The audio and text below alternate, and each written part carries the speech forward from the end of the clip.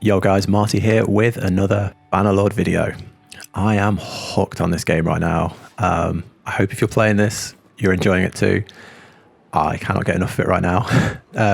So in this video, I wanted to cover formations and tactics. Where I am in this video is probably like 100 troops, so I'm at like clan level 3 or 4.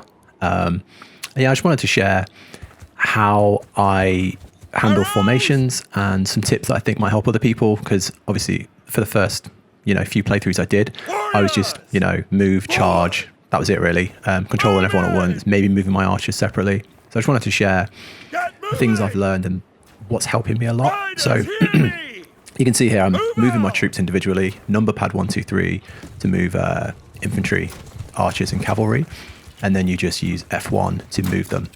So that's really the basics. That's pretty much all I was doing on my first few playthroughs, was moving them and charging them. So yeah, I wanted to share a few more advanced tips. So here I'm showing advances. So what you can do is you can advance and fall back with your infantry. So rather than directly moving them, which can be quite clunky, you can do charges and fallbacks. This helps if you're under fire by arrows, or if you want to move into a defensive line. So I only really use this with my infantry. I don't really use fallbacks on my my archers. I've done it with cavalry before, but it's not greatly useful with anyone else, in my opinion. So the next thing I want to go over is kind of formations. So here you can see the line formation that I've just put the archers in, and then the difference when you put them into loose, and then you can see here the infantry when you put them into shield wall. So the differences you can see here is shield wall, they put their shield, the infantry puts their shields up. This is useful for blocking arrows, of course.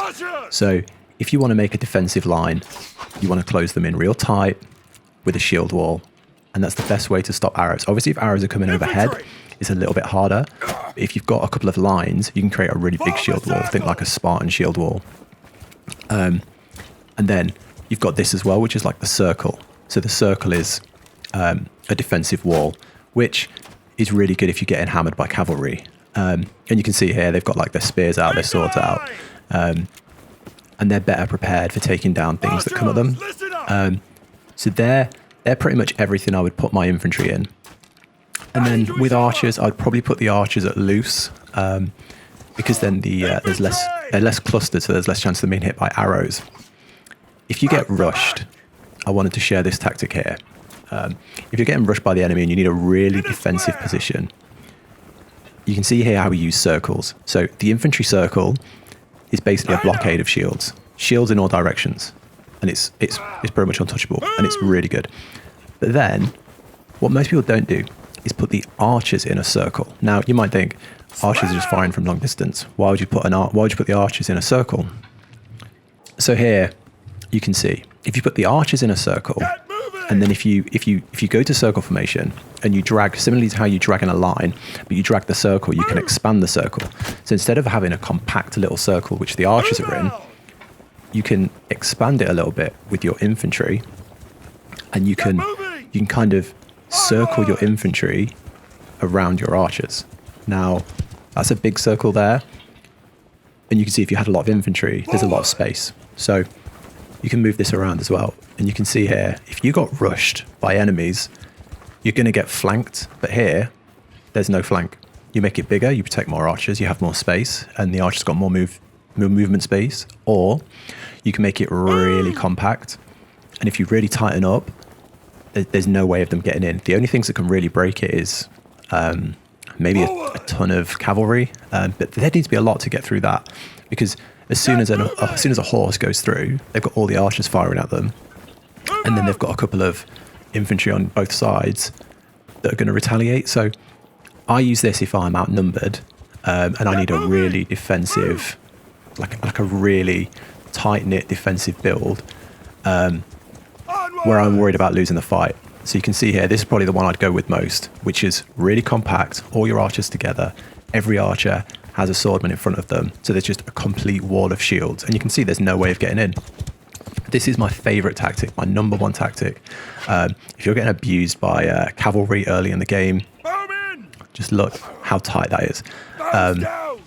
And yeah, that if you get anything from this video, start using this tactic. It will save you so many. It will save you so many times. I've had a few fights where I'm outnumbered. I use this and I actually come out on top, or you know, I at least get a small win. Now another tactic I want to show you with cavalry. When I first started playing the game, I would just charge my cavalry in, and it was just yeah, I didn't really see the point in them, and I stopped using cavalry. Here's a tactic I want to show you. Put your cavalry on follow me. Obviously, you've probably got a horse yourself. Put your cavalry on follow me, and you can see now you're a part. So if you're running in, even if you're a bowman, or you know, if you want to go in with a spear and a shield, if you're running in, you're now part of the cavalry. It's no longer you trying to follow them or you running in on your own. If you want to go in and do something, like you want to go mess up the archers, you know, set them on follow me, rush in, and you'll dominate. You really will. Another tip when you do your cavalry is like this. Instead of having them in line formation, move them to loose.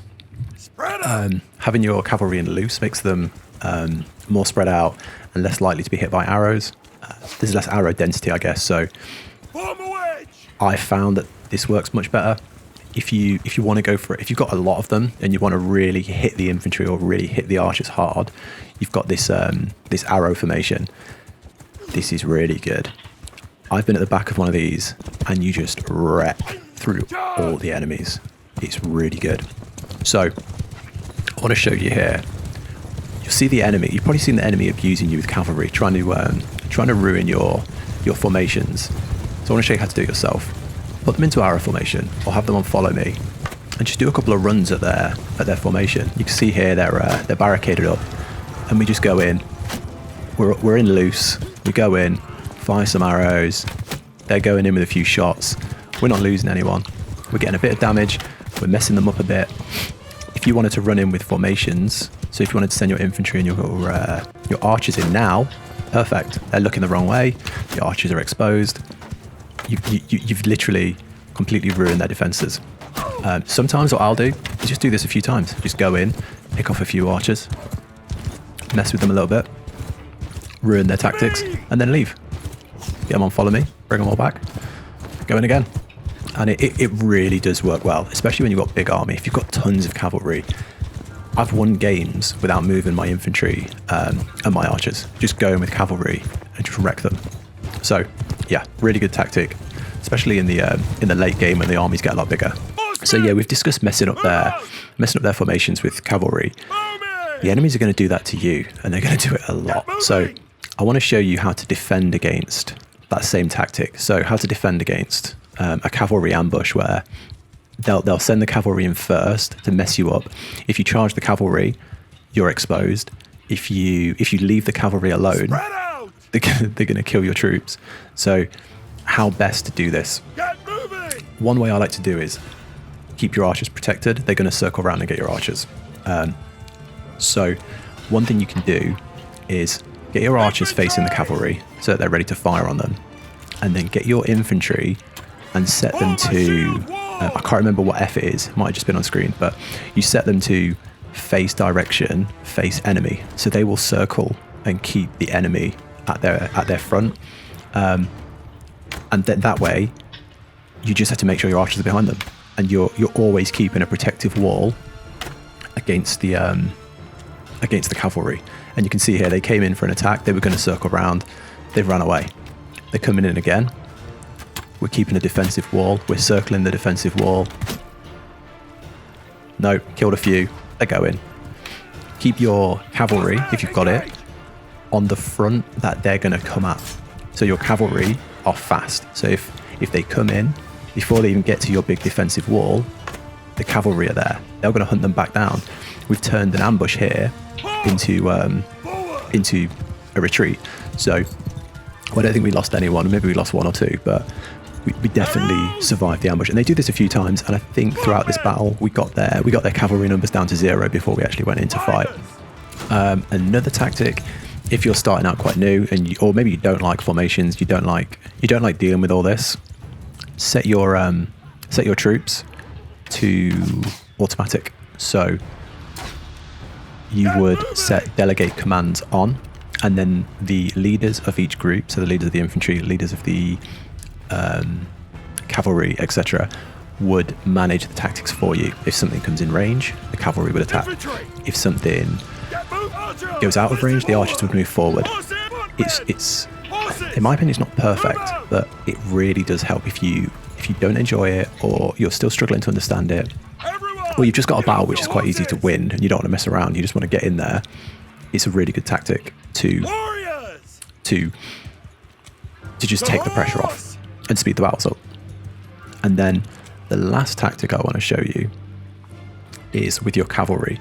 So I'm going to skip forward a bit here, but what you want to do is when your cavalry, if you've got like, let's say more than 10 cavalry, and you've got a situation like this where you've got cavalry coming in, you're handling it okay, but you see here a couple of horses got around the left side and there's no one to protect. What you can do is you would split your cavalry into 2 groups.